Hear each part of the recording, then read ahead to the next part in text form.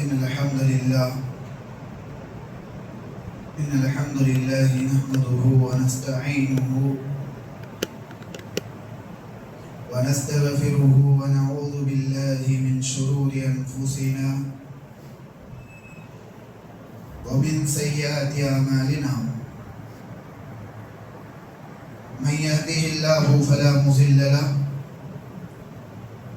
ومن يضلله فلا هادي له أشهد أن لا إله إلا الله وحده لا شريك له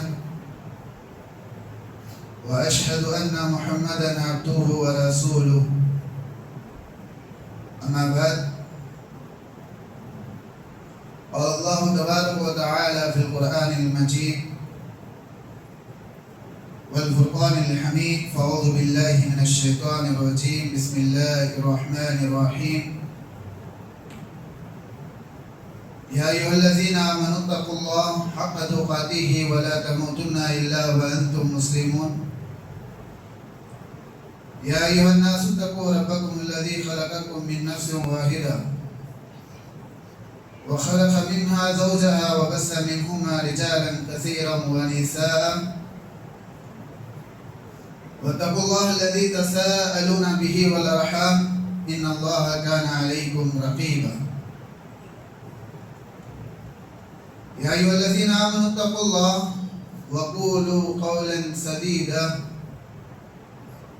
يصلح لكم أعمالكم ويغفر لكم ذنوبكم ومن يطع الله ورسوله فقد فاز فوزا عظيما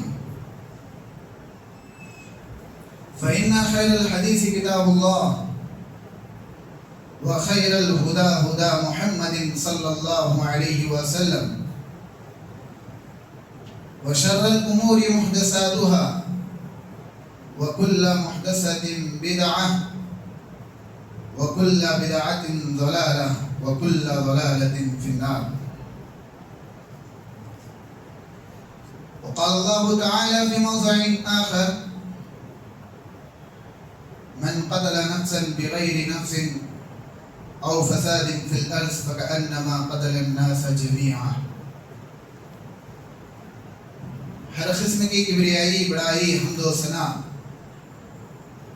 اس رب ذوالجلال کے لیے لائق و سزاوار ہے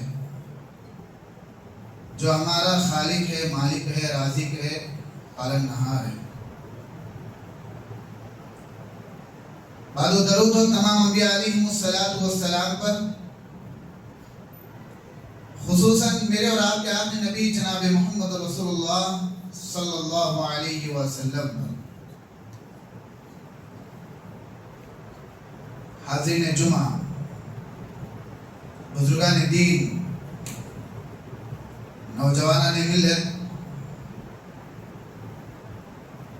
میرے عزیز ساتھیوں اور پردہ نشین ماں اور بہنوں،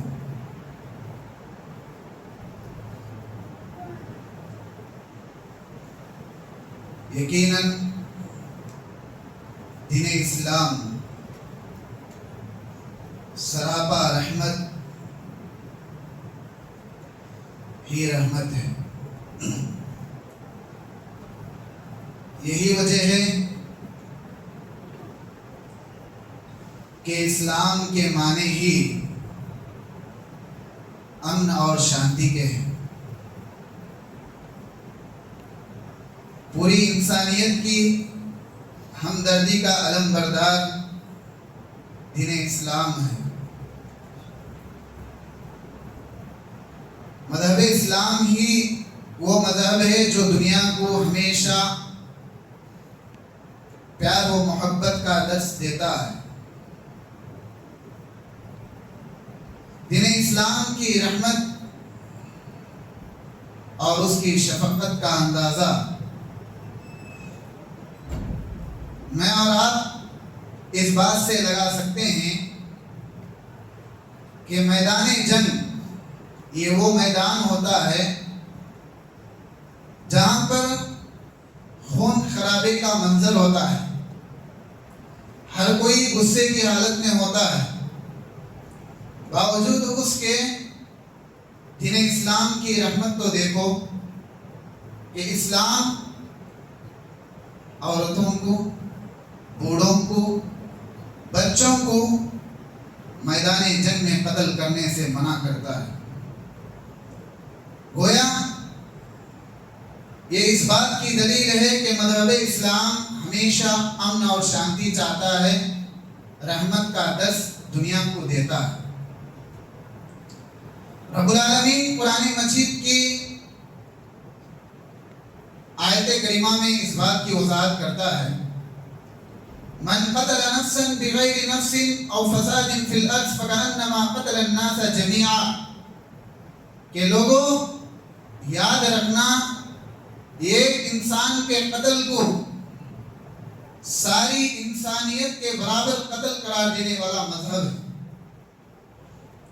گویا یہ آیت کریمہ بھی مجھ کو اور آپ کو یہ بتاتی ہے کہ اسلام ہمیشہ رحمت و شفقت کا درس دیتا ہے۔ الغرض مذہب اسلام دنیا کو ہمیشہ پیار و محبت کا درس دیتا ہے، لیکن جیسے ہی دنیا میں عید الاضحیٰ آنے کی خبر موصول ہوتی ہے تو چند عصبیت رکھنے والے دشمنان دین مذہب اسلام پر طرح طرح کے الزامات لگاتے ہیں، مذہب اسلام کو بدنام کرنے کے لیے طرح طرح کی کوششیں کرتے ہیں، طرح طرح کے الزامات مذہب اسلام پر لگاتے ہیں۔ انہی الزامات میں سے ایک الزام یہ ہے کہ مسلمان قربانی کے نام سے جانوروں پر ظلم کرتے ہیں۔ آج خطبہ جمعہ کا میرا موضوع بھی یہی ہے کہ کیا مسلمان قربانی کے نام سے جانوروں پر ظلم کرتے ہیں؟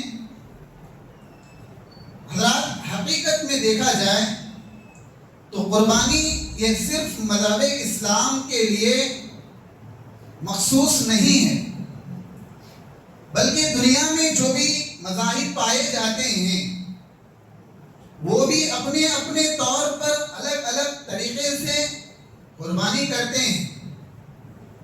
کوئی بلی کے نام سے جانور کو ذبح کرتے ہیں، کوئی دیوتاؤں کے نذرانے کے طور پر جانوروں کو ذبح کرتے ہیں، کوئی دیوتاؤں کو خوش کرنے کے لیے جانوروں کو ذبح کرتے ہیں۔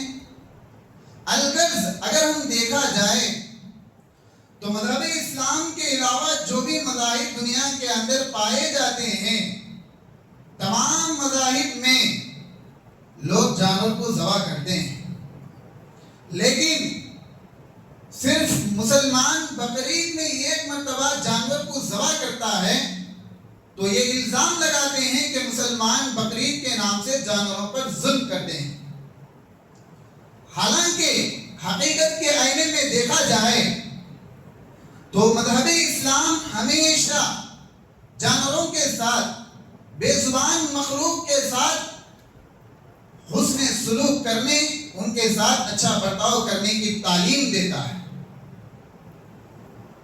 اگر ہمیں ان بے زبان جانوروں کی اہمیت کے تعلق سے بات کرنا ہے تو ہمیں قرآن مجید دیکھنا پڑے گا۔ رب العالمین قرآن مجید میں کئی ایک صورتوں کے نام ان بے زبان جانوروں کے ناموں سے موسوم کیا ہے۔ کہیں سورۃ البقرہ گائے کے نام سے اللہ تعالیٰ ایک سورت رکھا ہے، سورۃ الانعام چوپائیوں کے نام سے اللہ ایک سورت کو رکھا ہے، سورۃ النحل شہد کی مکھی کے نام سے اللہ قرآن میں سورت کو رکھا ہے۔ اس کے علاوہ اللہ رب العالمین بہت سارے بے زبان مخلوق کے ناموں سے قرآن مجید میں کئی ایک سورتوں کے نام موسوم کیا ہے۔ گویا یہ اس بات کی دلیل ہے کہ جانوروں کی، بے زبان مخلوق کی اہمیت ہے۔ اتنا ہی نہیں بلکہ سورۃ النحل کی ابتدائی آیات میں رب العالمین انسان جو جانوروں سے فوائد حاصل کرتا ہے، جانوروں کے ذریعے فائدے جو اٹھاتا ہے، اس کا تذکرہ کرتے ہوئے فرمایا وَالْأَنْعَامَ خَلْقَهَا لَكُمْ فِيهَا دِفْءٌ وَمَنَافِعُ وَمِنْهَا تَأْكُلُونَ۔ لوگوں یاد رکھنا یہ وہ جانور ہیں جس کے ذریعے سے تم ہمیشہ فائدہ حاصل کرتے ہو، کبھی خوراک کے ذریعے فائدہ حاصل کرتے ہو، کبھی اس کے اوپر سوار ہو کے فائدہ اٹھاتے ہو، کبھی ان جانوروں کے چمڑوں سے تم گرم لباس بنا کر فائدہ اٹھاتے ہو۔ البتہ ان جانوروں کے ذریعے سے انسان ہمیشہ فائدہ اٹھاتا ہے۔ گویا یہ بات اس بات کی دلیل ہے کہ جانوروں کی اہمیت ہے۔ حضرات، جتنی اہمیت دین اسلام ان بے زبان مخلوق کو دیتا ہے، شاید کہ دنیا میں موجود دیگر مذاہب ان جانوروں کو اتنا مقام نہیں دیتے ہیں۔ چلیے ہم جانتے ہیں کہ نبی صلی اللہ علیہ وسلم حدیث کے اندر ان جانوروں کی کیا اہمیت بتائے ہیں۔ نبی صلی اللہ علیہ وسلم حدیث کے اندر کہتے ہیں الخیل معقود فی نواسیہا الخیر الی یوم القیامہ۔ لوگوں یاد رکھنا، یہ جو گھوڑا ہوتا ہے اس کی پیشانی پر رب العالمین قیامت تک کے لیے خیر اور برکت رکھا ہے۔ ایک اور حدیث کے اندر نبی صلی اللہ علیہ وسلم فرماتے ہیں فی الابل عزہ وفی الغنم برکہ۔ لوگوں جو اونٹ ہوتے ہیں ان کے مالکوں کے لیے ان میں اللہ تعالیٰ عزت رکھا ہے، اور جو بکریاں ہوتی ہیں اس کے اندر اللہ تعالیٰ برکت کو رکھا ہے۔ گویا اللہ کے نبی صلی اللہ علیہ وسلم کی یہ حدیث مجھ کو اور آپ کو یہ بتاتی ہے کہ بے زبان جانوروں کی مذہب اسلام کے اندر ایک مقام و مرتبہ ہے۔ حضرات، نبی صلی اللہ علیہ وسلم کا ان جانوروں کے ساتھ حسن سلوک کے تعلق سے اگر ہم دیکھیں تو نبی صلی اللہ علیہ وسلم ہمیشہ ان بے زبان مخلوق کے ساتھ حسن سلوک اور ان کے ساتھ خیر و بھلائی کا کام کیا کرتے تھے۔ نہ صرف نبی صلی اللہ علیہ وسلم ان کے ساتھ حسن سلوک کا برتاؤ کرتے تھے، بلکہ لوگوں کو بھی یہ حکم دیتے تھے کہ ہمیشہ تم جانوروں کے ساتھ، بے زبان مخلوقوں کے ساتھ حسن سلوک سے پیش آنا، ان کے ساتھ خیر و بھلائی کا کام کرتے رہنا۔ حضرات، مذہب اسلام یہ وہ دین ہے جو بے زبان مخلوق کے ساتھ حسن سلوک کرنے اور ان کے ساتھ اچھا برتاؤ کرنے والے لوگوں کو جنت کی بشارت سناتا ہے۔ بنی اسرائیل کا مشہور واقعہ ہے، آپ لوگ سنے ہوں گے۔ ایک زانیہ عورت کا گزر ایک ایسے کنویں سے ہوا جہاں پر ایک پیاسا کتا پیاس کی وجہ سے ہانک رہا تھا۔ خلیل تھا کہ وہ پیاس کی شدت سے ہلاک ہو جائے، مر جائے، لیکن اس زانیہ عورت اپنی موزوں کے ذریعے سے کنویں سے پانی نکال کر اس بے زبان مخلوق کتے کو پیاس بجھایا اور اس کو پانی پلایا۔ یہ عمل رب العالمین کو اتنا پسند آیا کہ رب العالمین اس زانیہ عورت کے تمام گناہوں کو بخش دیا، بلکہ اس عورت کو جنت کی بشارت سنایا۔ گویا یہ واقعہ مجھ کو اور آپ کو یہ بتاتا ہے کہ جانوروں کے ساتھ حسن سلوک کرنا، جانوروں کے ساتھ اچھا برتاؤ کرنا، ان کے ساتھ خیر و بھلائی کا کام کرنا، یہ نیکی اور اجر کا باعث ہے اور جنت کو پانے کا ایک ذریعہ ہے۔ حضرات، اتنا ہی نہیں بلکہ ایک صحابی رسول اللہ کے نبی صلی اللہ علیہ وسلم کی خدمت میں حاضر ہوئے اور عرض کرنے لگے، اے اللہ کے نبی، میرے یہاں ایک حوض ہے جس کے اندر میں پانی بھرتا ہوں تاکہ میرے اونٹ اس پانی سے سیراب ہو جائے، تاکہ میرے اونٹ وہ پانی پی کر کے اپنی پیاس کو بجھا لے۔ لیکن ہوتا یہ ہے کہ میرے اونٹ سے زیادہ دوسروں کے اونٹ، غیروں کے اونٹ آ کر کے اس حوض سے پانی پی لیتے ہیں، سیراب ہو جاتے ہیں۔ کیا مجھے اس پر اجر ملے گا؟ کیا مجھے اس پر ثواب ملے گا؟ تو نبی صلی اللہ علیہ وسلم نے کہا فی کل کبد رطبۃ اجر۔ یاد رکھنا، ہر بے زبان جانور کے ساتھ خیر و بھلائی کا کام کرنا، ان کے ساتھ حسن سلوک کرنا، یہ نیکی اور ثواب کا کام ہے۔ معلوم یہ ہوا کہ جانوروں کے ساتھ حسن سلوک کرنا، ان کے ساتھ خیر و بھلائی کا کام کرنا، یہ نیکی اور اجر کا باعث ہے۔ جو اسلام جانوروں کے ساتھ حسن سلوک کرنے پر، ان کے ساتھ اچھا برتاؤ کرنے پر جنت کی بشارت سناتا ہے، نیکی اور اجر کا باعث قرار دیتا ہے، تو ایسا مذہب کیسے جانوروں پر ظلم کرنے کی تعلیم دے سکتا ہے؟ کیسے جانوروں کے ساتھ ناانصافی کرنے کی تعلیم مذہب اسلام دے سکتا ہے؟ یقیناً مذہب اسلام جانوروں کے ساتھ حسن سلوک کرنے کی تعلیم دیتا ہے۔ حضرات، جہاں مذہب اسلام جانوروں کے ساتھ حسن سلوک کرنے کی تعلیم دیتا ہے، عدل اور باعث کا کام بتاتا ہے، وہیں پر اگر کوئی جانوروں کے ساتھ ظلم و زیادتی کرتا ہے، جانوروں کے ساتھ برا برتاؤ کرتا ہے، تو ایسے انسان کے لیے جہنم کی وعید سناتا ہے۔ بنی اسرائیل کا واقعہ مشہور واقعہ ہے، آپ لوگ سنے ہوں گے۔ ایک عورت جو گھر میں بلی کو باندھ کر رکھ دی تھی، نہ اس کو کھانا دیتی تھی، نہ اس کو پینے کے لیے پانی دیتی تھی، نہ ہی اس کو ایسے ہی چھوڑ دیتی کہ وہ خود سے جا کر کچھ کھا پی لے، بلکہ اس کو باندھ کر رکھ دی تھی۔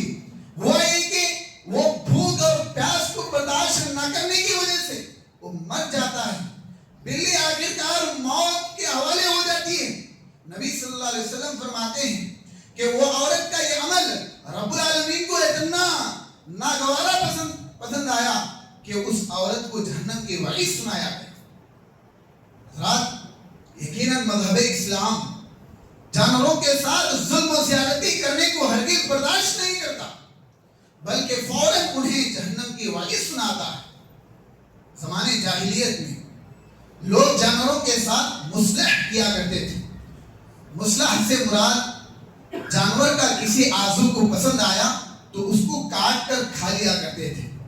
زندہ جانور کا کسی بھی حصے کو اگر پسند آ گیا، مثلا کسی کو کسی جانور کا پیر پسند آ گیا، کسی کو ران کا حصہ پسند آ گیا، کسی کو کسی کا ہاتھ پسند آ گیا، تو وہ لوگ اس حصے کو کاٹ کر زندہ جانور کے گوشت کو کھا لیا کرتے تھے۔ لیکن جیسے ہی مذہب اسلام آیا تو اس طرح جانوروں پر ظلم کرنے کو حرام کرا دیا، اور فوراً کہا کہ مصلح کرنا، زندہ جانور کے کسی عضو کو کاٹ کر کھانا یہ گناہ ہے، بلکہ یہ حرام قرار دیا ہے۔ حضرات، جو اسلام جانوروں کے ساتھ ناانصافی کو، ظلم و زیادتی کو گناہ قرار دیتا ہے، جہنم کی وعید سناتا ہے، ایسا مذہب جانوروں پر ظلم کی تعلیم کیسے دے سکتا ہے؟ جانوروں کے ساتھ بدسلوکی کی تعلیم کیسے دے سکتا ہے؟ یقیناً اسلام جانوروں کے ساتھ حسن سلوک کرنے، ان کے ساتھ اچھا برتاؤ کرنے کی تعلیم دیتا ہے۔ اتنا ہی نہیں، بلکہ اگر کوئی انسان جانوروں کو کسی بھی طرح تکلیف دیتا ہے تو اسلام ہرگز برداشت نہیں کرتا، چاہے وہ تکلیف ہاتھ سے ہی کیوں نہ ہو، کسی بھی طرح کی تکلیف اگر کوئی انسان بے زبان مخلوق کو دیتا ہے، اسلام ہرگز برداشت نہیں کرتا۔ ایک مرتبہ نبی صلی اللہ علیہ وسلم کا گزر ایک ایسے گدھے پر سے ہوا جس کے چہرے پر آگ سے داغا گیا تھا۔ جیسے ہی نبی صلی اللہ علیہ وسلم نے دیکھا، فوراً اللہ کے نبی صلی اللہ علیہ وسلم کے زبان سے بددعا نکل گئی، لعنت ہو، ہلاکت ہو اس انسان پر جس نے اس گدھے کے چہرے پر آگ سے داغا۔ حضرات، صرف نبی صلی اللہ علیہ وسلم ایک گدھے کے چہرے پر آگ سے داغنا برداشت نہیں کیے، بلکہ فوراً اس انسان کے لیے بددعا کر دیے، تو ایسا مذہب کیسے جانوروں پر ظلم و زیادتی کی تعلیم دے سکتا ہے؟ اتنا ہی نہیں، بلکہ کوئی بھی کسی بھی جانور کو باندھ کر نشانہ لگاتا ہے، اسے مارتا ہے، تو اس کو بھی اسلام برداشت نہیں کرتا، بلکہ اس کو گناہ قرار دیا۔ ایسے انسان جو جانور کو باندھ کر نشانہ لگاتا ہے، ایسے انسان کے لیے نبی صلی اللہ علیہ وسلم نے بددعا کی ہے۔ ایک مرتبہ حضرت سعید بن جبیر رحمۃ اللہ علیہ عبداللہ بن عمر رضی اللہ عنہ کے ساتھ سفر کر رہے تھے۔ قریش کے نوجوانوں کے قریب سے حضرت عبداللہ ابن عمر کا گزر ہوا.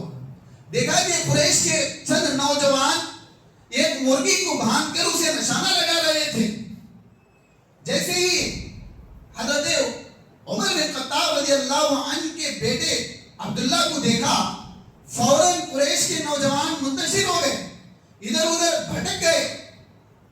فوراً ابن عمر نے کہا، اے لوگوں، اے نوجوانوں، کیا تمہیں نہیں معلوم کہ وہ شخص جو جانور کو یا کسی بھی بے زبان مخلوق کو باندھ کر نشانہ بناتا ہے، ایسے انسان کے لیے نبی صلی اللہ علیہ وسلم نے اللہ کی رحمت سے دوری کی بدعا کی ہے.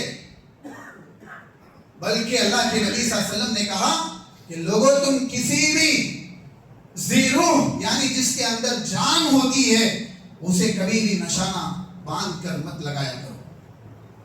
گویا اسلام کسی بھی جانور کو، کسی بھی بے زبان مخلوق کو کسی بھی طرح کی تکلیف برداشت نہیں کرتا. ایسا مذہب پر یہ الزام لگایا جاتا ہے کہ اسلام جانوروں کے ساتھ ظلم و زیادتی کرتا ہے. ارے زبان سے چھوڑو، ہاتھ سے تو دور کی بات، ہاتھ سے ایک جانور کو، ایک بے زبان مخلوق کو تکلیف دینا تو دور کی بات. اگر کوئی انسان زبان سے بھی تکلیف دیتا ہے تو اسلام برداشت نہیں کرتا. کسی بھی جانور کو زبان سے بھی تکلیف دیتا ہے، اسلام اس چیز کو پسند نہیں کرتا. اللہ کے نبی صلی اللہ علیہ وسلم حدیث کے اندر کہا، لا تسبوا الدین فإنه يوقظ للصلاة. لوگوں، تم مرغ کو گالی مت دیا کرو، اس لیے کہ یہ لوگوں کو نماز کے لیے جگاتا ہے. زبان سے، ہاتھ سے تو دور کی بات، اگر کوئی انسان زبان سے بھی کسی جانور کو تکلیف دیتا ہے تو فوراً نبی صلی اللہ علیہ وسلم اس کے لیے ٹوک رہے ہیں، نصیحت کر رہے ہیں کہ تم اس طرح کرنا غلط ہے، مت کرو. ایسا مذہب جانوروں پر ظلم کی تعلیم دے، ایسے کیسے ہو سکتا ہے؟ حضرات، اگر کوئی انسان جانوروں کے ساتھ ناانصافی کرتا ہے، ان کے ساتھ ظلم و زیادتی کرتا ہے، جانوروں کے ساتھ اگر کوئی بدتمیزی کرتا ہے، تو ایسے انسان کے لیے نبی صلی اللہ علیہ وسلم نے ٹوکا ہے، نصیحت کیا ہے. حدیث میں آتا ہے، ایک مرتبہ اللہ کے نبی صلی اللہ علیہ وسلم چند صحابہ کے ساتھ سفر کر رہے تھے. دوران سفر صحابہ اکرام نے ایک چڑیا کے بچوں کو اچک لیا تھا، پکڑ لیا تھا. تو اس کی ماں جیسے ہی آئی، نبی صلی اللہ علیہ وسلم کے ارد گرد پھرنے لگی. تو اللہ کے نبی صلی اللہ علیہ وسلم صحابہ کو یہ نصیحت کرتے ہوئے کہا کہ اے صحابہ، کس نے اس پرندے کو، اس کے بچوں کو لے کر کے تکلیف میں مبتلا کر دیا؟ صحابہ نے کہا، اللہ کے نبی، ہم اس کے بچوں کو پکڑے ہیں. نبی صلی اللہ علیہ وسلم نے فوراً ٹوکا اور کہا، تم ان کے بچوں کو واپس کر دو، اس لیے کہ اس کی وجہ سے اس کی ماں پریشان ہے، تڑپ رہی ہے، لہذا تم اس کے بچوں کو چھوڑ دو. فوراً صحابہ اکرام نے اس پرندے کے بچوں کو چھوڑ دیا. گویا اللہ کے نبی صلی اللہ علیہ وسلم کسی بھی جانور کے ساتھ، کسی بھی بے زبان مخلوق کے ساتھ ناانصافی کو ہرگز برداشت نہیں کیا کرتے تھے. ایک مرتبہ اللہ کے نبی صلی اللہ علیہ وسلم ایک انصاری صحابی کے باغ میں داخل ہوئے. ایک انصاری صحابی کے باغ میں داخل ہوئے، دیکھا کہ یہ اونٹ زور سے آواز لگا رہا ہے اور اپنے آنکھوں سے آنسو جاری کر رہا ہے. نبی صلی اللہ علیہ وسلم اس اونٹ کے قریب گئے اور اس کے کھندے پر ہاتھ رکھ کر پھیرنے لگے، تسلی دینے لگے اور کہا کہ اس کا مالک کون ہے؟ فوراً اس کا مالک نبی صلی اللہ علیہ وسلم کے سامنے حاضر ہو گیا. نبی صلی اللہ علیہ وسلم اس مالک سے ڈانٹتے ہوئے، نصیحت کرتے ہوئے کہا کہ تم اللہ سے ڈرو، اس اونٹ کے بارے میں اللہ سے ڈرو، اس لیے کہ یہ اونٹ مجھ سے شکایت کر رہا ہے کہ تم اس اونٹ کو وقت پر کھانا نہیں دیتے ہو اور اس پر اس کی طاقت سے بوجھ ڈالتے ہو، لہذا تم اس جانور کے بارے میں، اس اونٹ کے بارے میں اللہ سے ڈرو۔ حضرات گویا اللہ کے نبی صلی اللہ علیہ وسلم ایک اونٹ کے ساتھ ناانصافی ہو رہی ہے تو برداشت نہیں کر رہے ہیں، فوراً اس کے مالک کو بلا کر نصیحت کیا اور ٹوکا۔ تو ایسا مذہب جانوروں کے ساتھ ظلم و زیادتی کی تعلیم کیسے دے سکتا ہے؟ ایسا مذہب جانوروں کے ساتھ ناانصافی کرنے کو کیسے پسند کر سکتا ہے؟ یقیناً اسلام جانوروں کے ساتھ حسن سلوک کرنے، ان کے ساتھ اچھا برتاؤ کرنے کی تعلیم دیتا ہے۔ اتنا ہی نہیں بلکہ جانور پر اس کی طاقت سے زیادہ بوجھ ڈالنے اور اس کو وقت پر کھانا نہ دینے پر نبی صلی اللہ علیہ وسلم نے ٹوکا ہے۔ اگر کوئی انسان ایسا کرتا ہے تو وہ انسان گنہگار ہوگا۔ اگر کوئی انسان کسی جانور کو پالتا ہے، اس کو وقت پر کھانا نہیں دیتا اور اس پر اس کی طاقت سے زیادہ بوجھ ڈالتا ہے تو ایسا انسان گنہگار رہے گا، اور قیامت کے دن ایسے انسان کو اس کے بارے میں پوچھ ہوگی۔ حضرت ابو درداء رضی اللہ عنہ کے بارے میں آتا ہے، حضرت ابو درداء رضی اللہ عنہ ایک اونٹ پالا کرتے تھے جس کا نام دمون تھا۔ ہمیشہ ابو درداء رضی اللہ عنہ اس اونٹ کو سامنے رکھ کر مخاطب ہو کر کے یہ دریافت کرتے تھے، اے دمون، قیامت کے دن رب العالمین کے سامنے کبھی بھی تم میرے بارے میں مخاصمت مت کرنا، اس لیے کہ میں ہمیشہ تجھے وقت پر کھانا دیتا ہوں اور تجھے تیری طاقت سے بڑھ کر تیرے اوپر بوجھ نہیں ڈالتا ہوں۔ ڈر تھا حضرت ابو درداء رضی اللہ عنہ کو، یہ خوف تھا کہ کہیں یہ جانور قیامت کے دن رب العالمین کے سامنے میری گردن پکڑ کر مجھ سے پوچھ نہ لے، یہ ڈر تھا۔ اس لیے ہمیشہ حضرت ابو درداء رضی اللہ عنہ اس اونٹ کے سامنے مخاطب ہو کر کہا کرتے تھے، اے ابو دمان، تم اللہ کے سامنے کبھی بھی میرے بارے میں شکایت مت کرنا۔ حضرات ایک مرتبہ اللہ کے نبی صلی اللہ علیہ وسلم کا گزر ایک ایسے اونٹ سے ہوا کہ جس کا پیٹ پیٹ سے لگ گیا تھا۔ بھوک کی وجہ سے اونٹ کا پیٹ پیٹ سے لگ گیا تھا۔ نبی صلی اللہ علیہ وسلم نے فوراً اس کے مالک کو بلایا اور کہا کہ تم اس اونٹ کے بارے میں اللہ سے ڈرو، اس لیے کہ تم اس اونٹ کو بھوک کی وجہ سے تڑپا رہے ہو، جو تم کھاتے ہو وہی اس کو کھلانا، جو تم پیتے ہو وہی اس اونٹ کو پلانا، اس لیے کہ اس کے بارے میں اللہ تعالیٰ قیامت کے دن پوچھے گا۔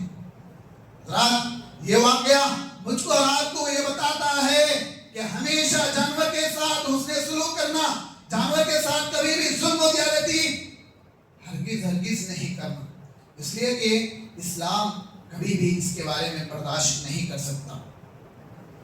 مذہب اسلام جو ہمیشہ جانوروں کے ساتھ حسن سلوک کرنے کی تعلیم دیتا ہے، یہاں تک کہ جانور کو ذبح کرنے کے بارے میں بھی اسلام رحم دلی، محبت اور شفقت کا عمل کرنے اور ان کے ساتھ برتاؤ کرنے کی تعلیم دیتا ہے۔ نبی صلی اللہ علیہ وسلم فرماتے ہیں، حدیث میں آتا ہے، ان اللہ عز و جل كتب الاحسان على كل شيء فاذا قتلتم فاحسنوا القتلة واذا ذبحتم فاحسنوا الذبح ليحد احدكم شفرته وليريح ذبيحته۔ لوگوں، جب بھی تم جانور کو ذبح کرتے ہو تو اچھی طرح ذبح کرو۔